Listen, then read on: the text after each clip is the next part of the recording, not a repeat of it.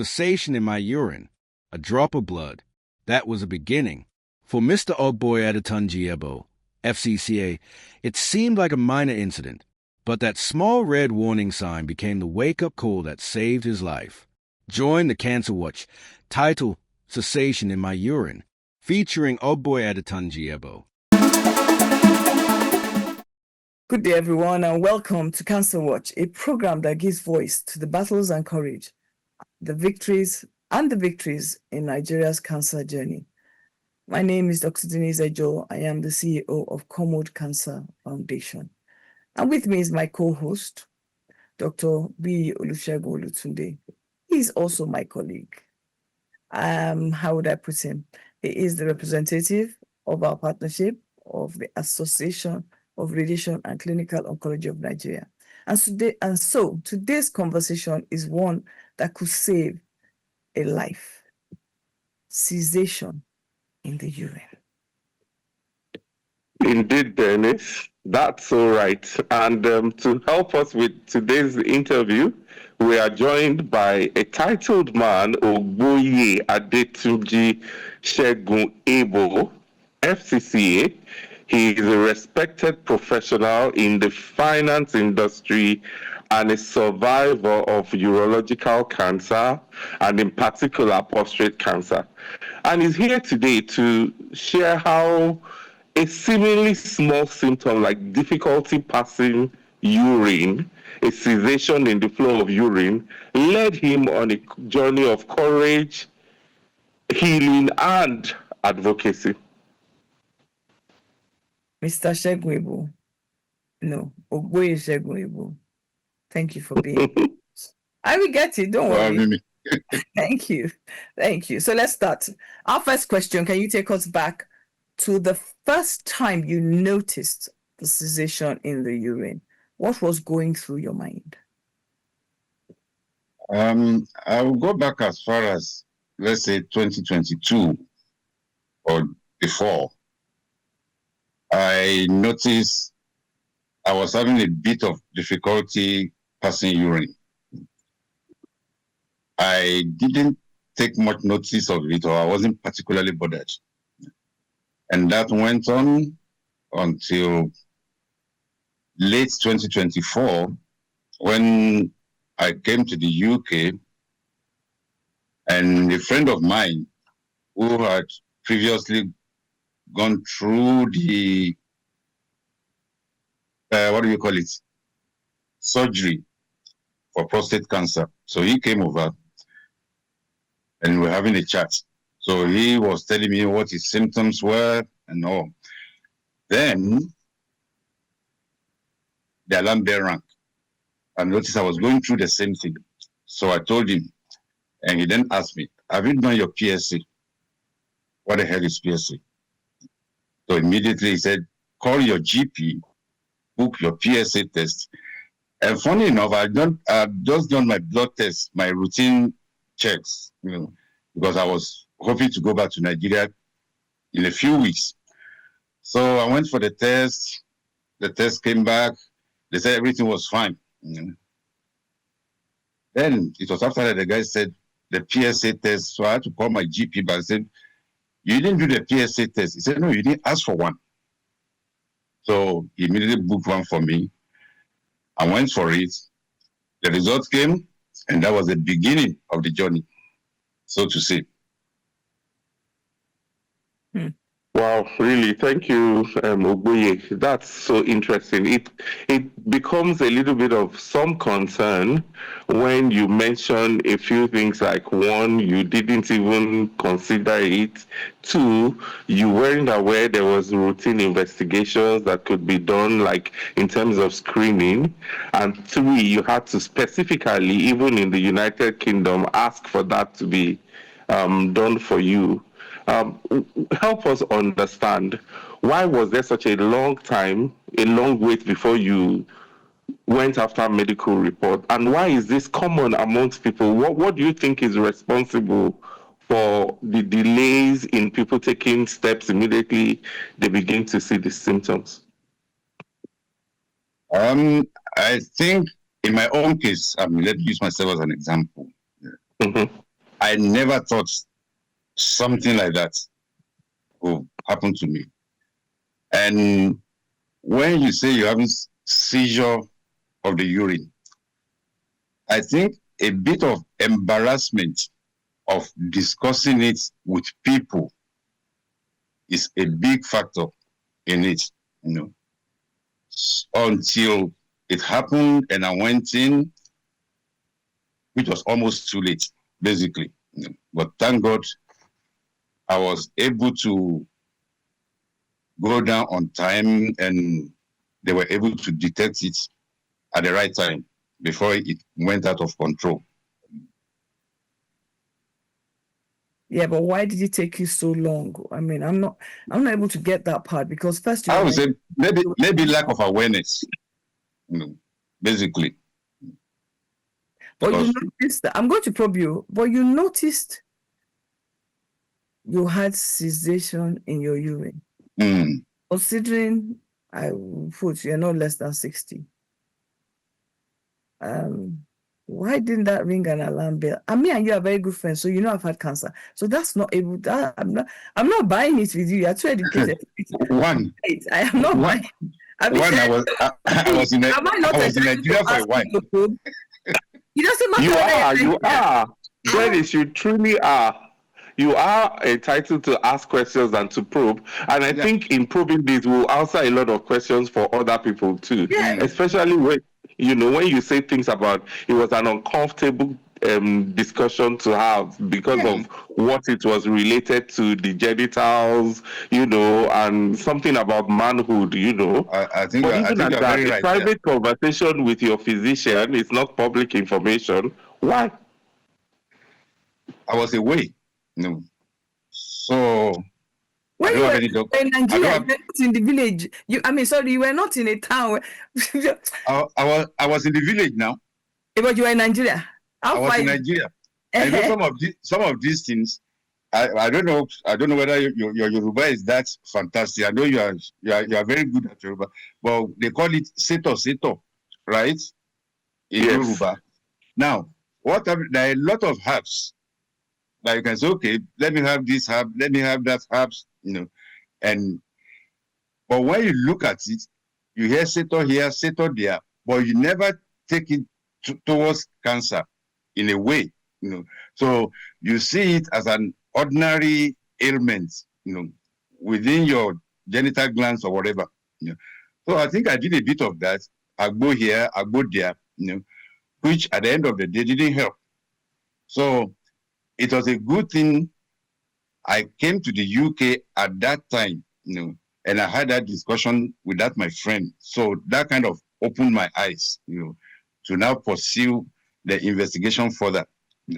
So that was basically it.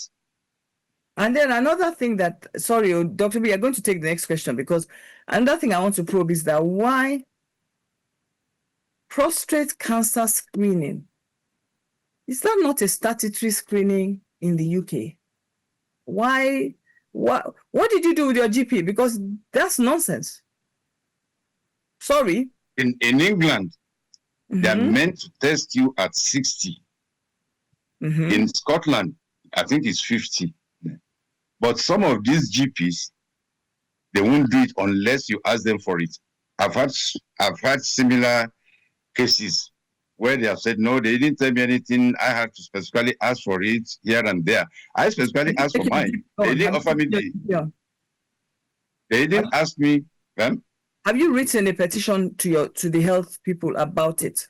Considering no. You up with then me and you are going to write that too. No, I didn't write any petition. They're going to write because the number of the highest death rates of prostate cancer in the UK is amongst Black Afro-Caribbean people. Black people. And if Afro-Caribbean people are not being told that they have to do these checks, and it's not in your yearly check once you get to the certain age, that's nonsense. Anyway, let's keep going. Right. You're right. That's what is called advocacy. Absolutely. Thank you for advocating so loudly. I think that it's very important to actually quickly highlight a few things that Ogboye said, which is one, a cluelessness on the part of people, which we need to constantly address.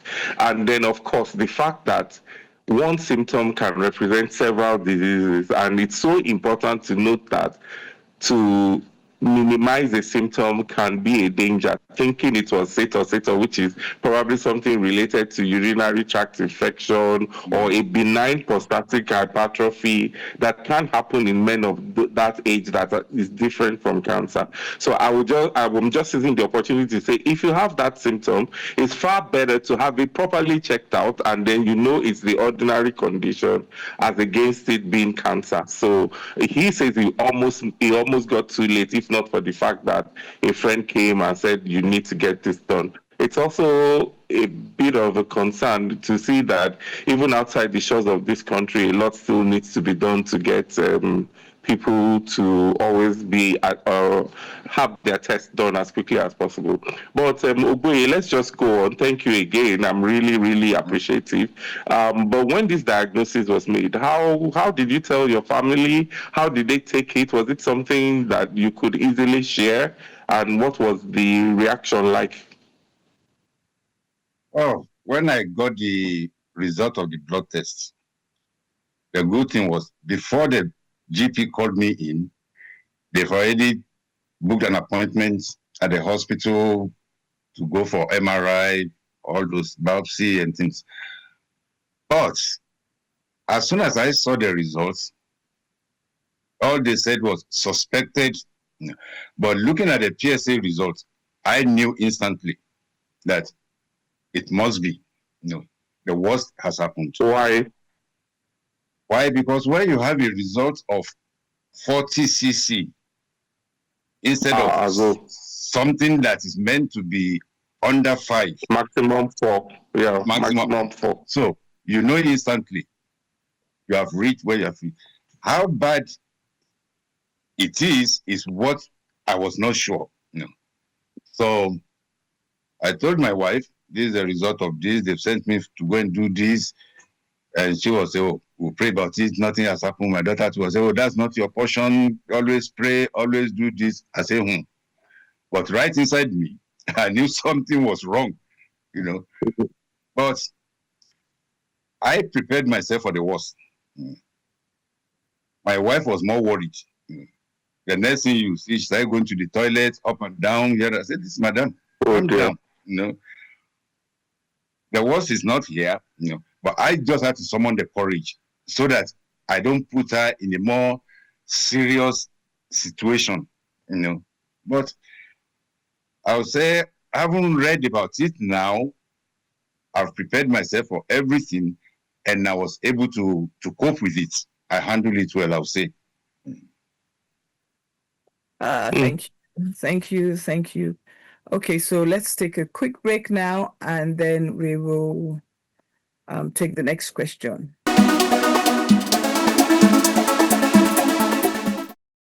Welcome back to Cancer Watch. Before the break, we were talking to Ogboye Segun, who was telling us about the effect that the diagnosis had on the family. And it's important to mention here that the families of survivors are the unsung heroes, really, always working in the background, and on whom there are such harrowing effects of the diagnosis on their loved one, it can't be a challenge. So this month that we're celebrating survivorship and talking to people who are surviving cancer, we give a salute to everyone, carer, family member, helper of those who are surviving cancer. You are strong and we are really proud of you.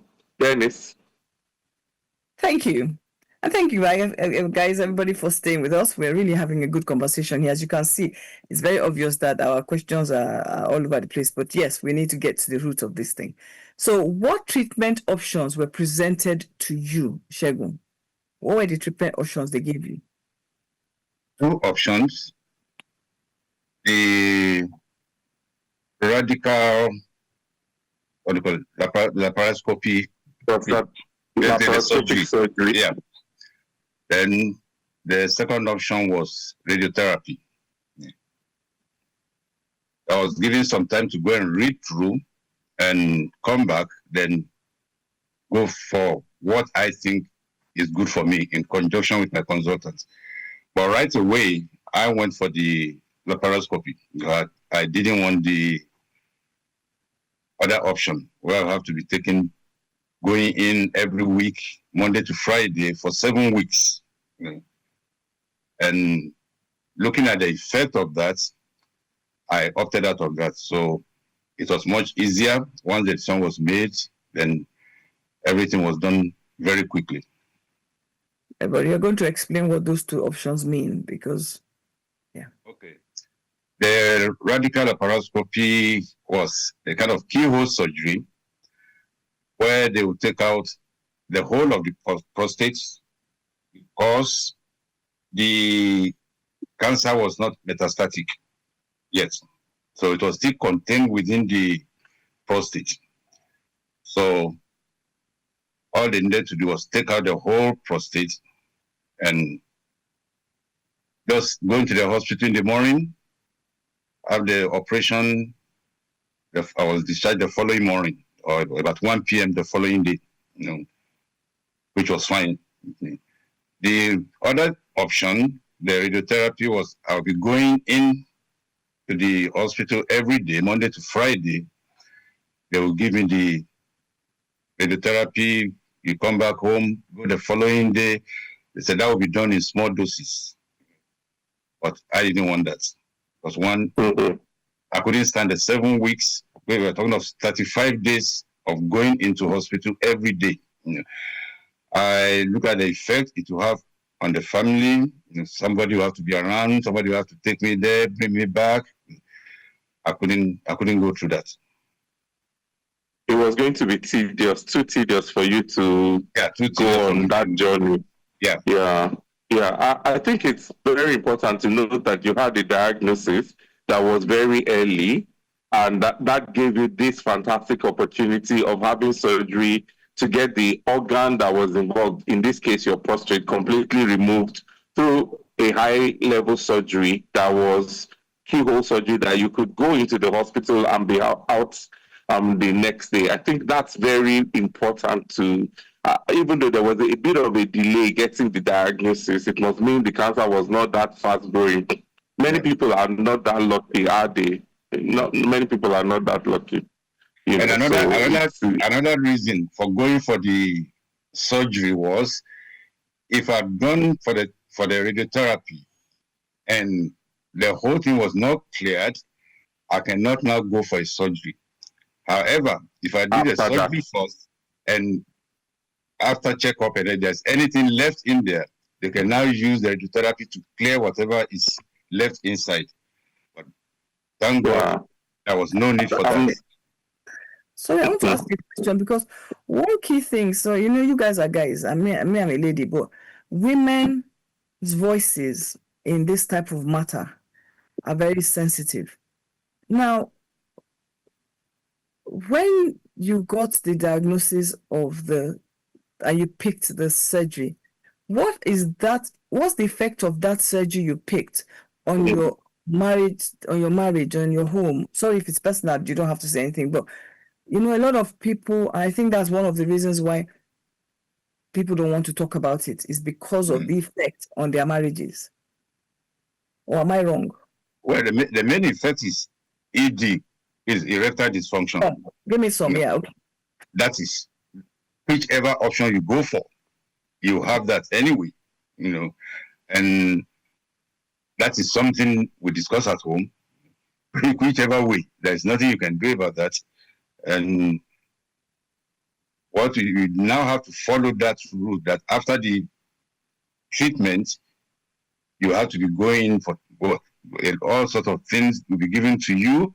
You have to train yourself back into, I get it from a doctor's point of view. Yes. So I totally get it. And ED here means erectile dysfunction, so that we can be very clear.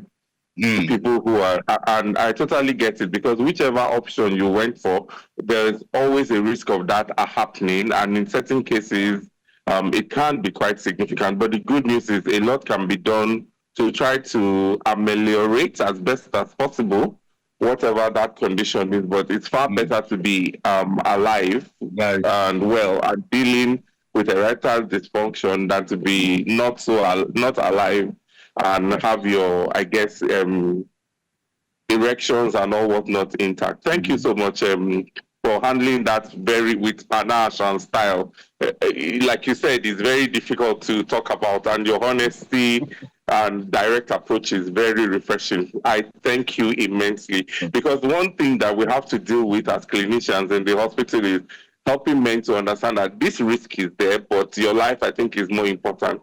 And you'll be surprised how often, how hard it is for people to come to terms with that. So your boldness to go on that journey, and then your boldness to share, is commendable. But tell us, since we're on this matter, what was the most challenging part of your treatment? And how did you handle it? Most challenging was having the confirmation to start with, which in a way I've prepared for.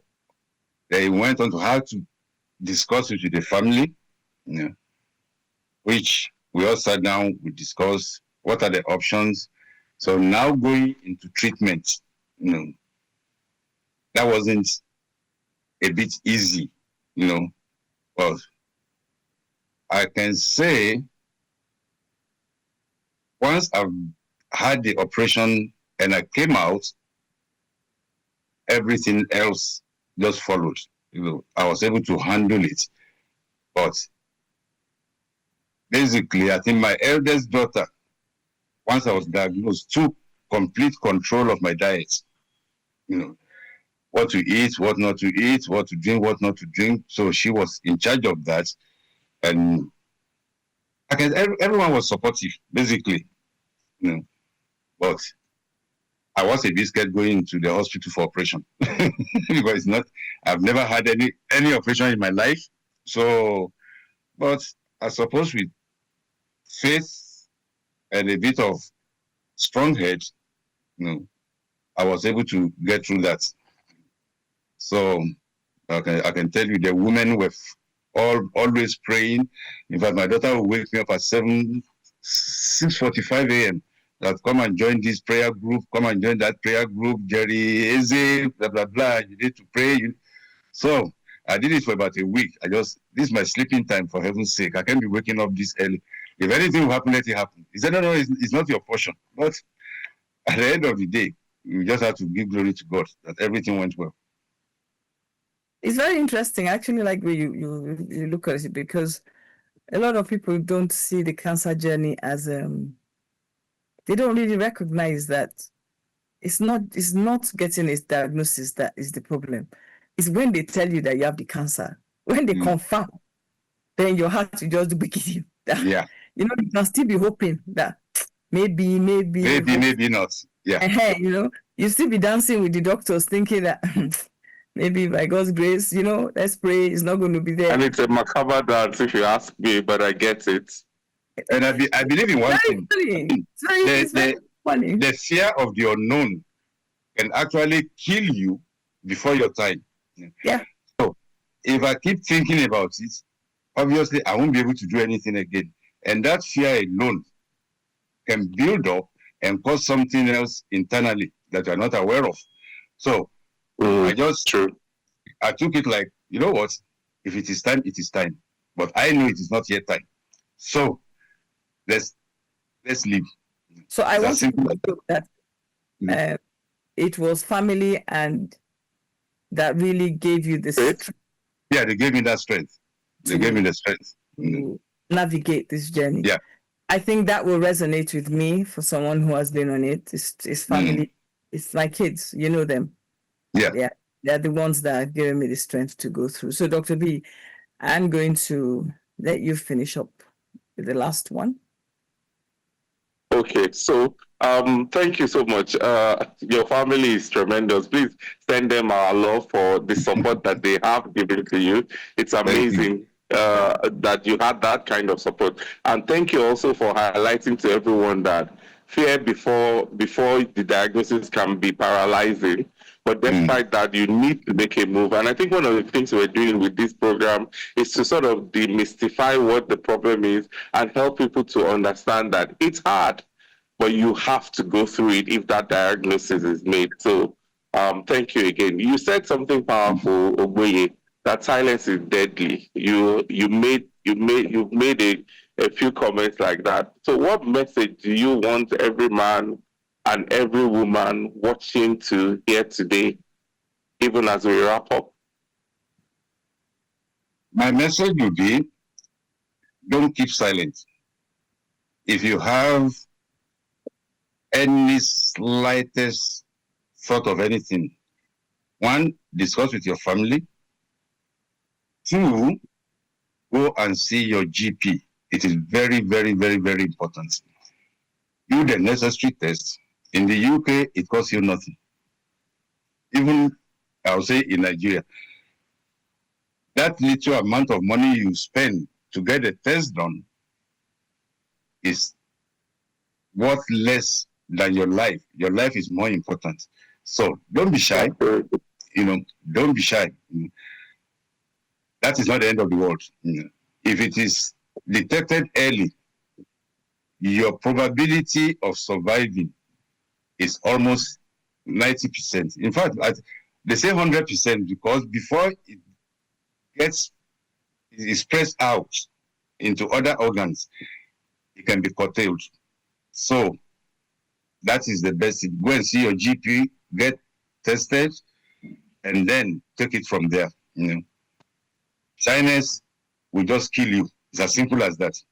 I would say I was a bit silent, I was a bit shy, and that almost cost me my life.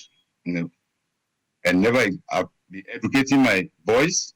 As soon as you get to social age, you need to do this, you need to do that. Don't keep silent too. Thank you, Shegun. Thank you. Really appreciate for your transparency, your strength, and your voice. This will help many other people make the right decisions. I know that, as you know, I've had to make noise, and I appreciate a lot of cancer advocates, cancer patients who are now using their voice to help educate other people. So I want to say a very big thank you, Dr. B. Indeed, Dennis. Today we have been reminded of how easily we can miss the whispers with some slight difficulty with passing urine that escalated rather slowly and could have been missed. But we are quite happy that you shared with us as you have, and now we know that early detection saves lives and that cancer can be treated when caught early. Dennis? So, Shegun, your courage to share this journey so openly is not just an inspiration, especially to those watching.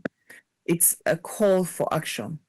For men, especially, we must break this silence and normalize these conversations. And this is a heart cry for me as a woman, because men are making the mistake of they'll rather just die than the scandal, forgetting they leave a family of children, a wife who are going to carry on without them. And we need to not do that. For men especially, we must break the silence and normalize this conversation. Early detection saves lives, and cancer, when caught early, can be treated. It's not always the end. Sometimes it's the beginning.